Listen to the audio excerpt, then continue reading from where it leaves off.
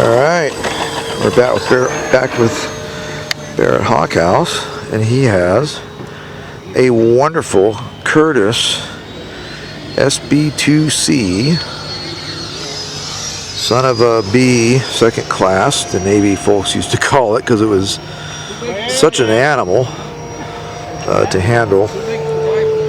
This is a Curtiss Helldiver. This was built as the replacement for the Dauntless, which it never really did fully, but it did enough where the Dauntless kept flying off of basically escort carriers and things. It's one of those cases where the Navy was asking too much of a manufacturer. Sure. It happened a lot in British fighter and naval aircraft too. It really stymied them, didn't they? Yeah. I mean, it really hurt them in a way. Like the Blackburn Firebrand. Exactly. And that's another example of just asking too much from an airplane. But this is the Curtiss Helldiver. It did yeoman service. It did well. It was there for the Yamato. It was there for the Yamato. There you go. But yeah, it's interesting.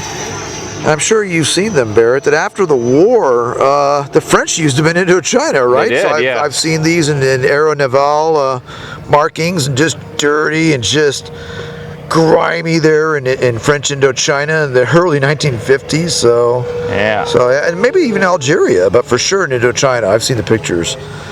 So, anyways, Curtiss SB2C Helldiver, completely scratch built. By Barrett Hawkhouse, who I'm thinking I'm going to do a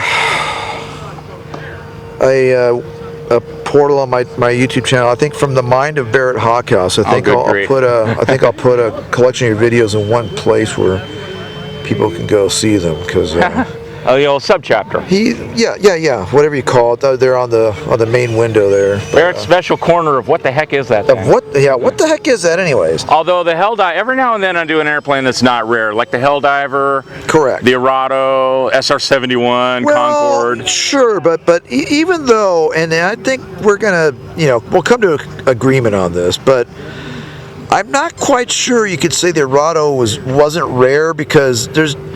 I guarantee you, if you show a picture of that airplane or of your model, over half the modelers that look at that will go, "What is that? Is that an ME-262?" It's like, no, it's not.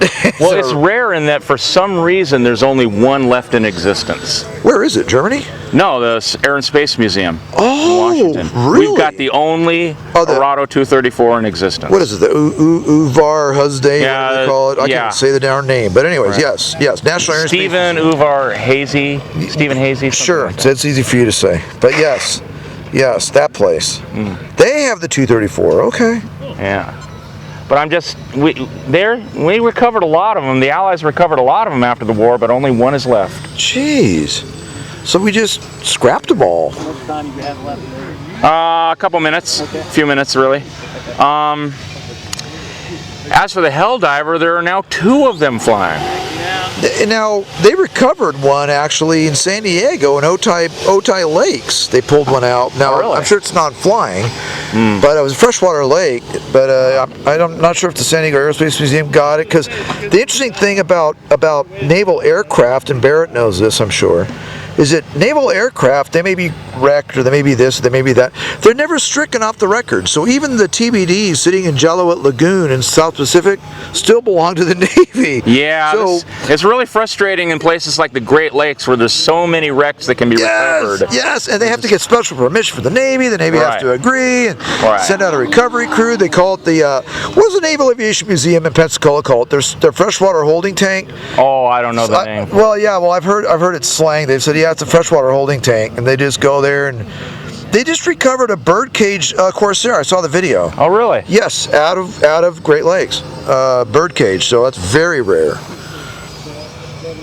But yeah, But I was really heartened to see a second Helldiver take to the air this year. Where is it? Where is it? I'm not sure where it lives. Other people will know better than that. I know that the pilot for it is based out of the Military Aviation Museum in Virginia Beach. Okay. But yeah, so now at least there's 2 Helldivers.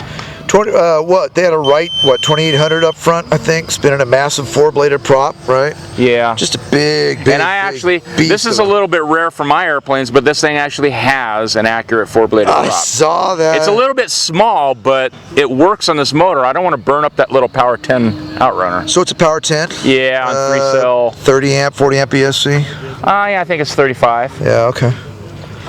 But yeah, I don't want to burn it up, but it really it does well with that prop. Yes, it does. My Guardian on the same prop, Yeah. it's more sluggish. I keep that prop because it's scale. Yeah. But It looks good on this plane. It really does. well, X1's getting ready to take off, so Yep. I'm probably going to kick out my gear and land after. Alrighty.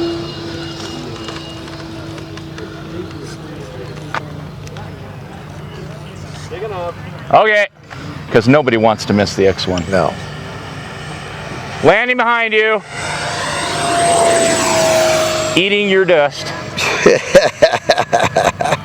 All right, got the gear down. All right, good to go. Good to go. Curtis, SB2C Helldiver. All right, very good. All right.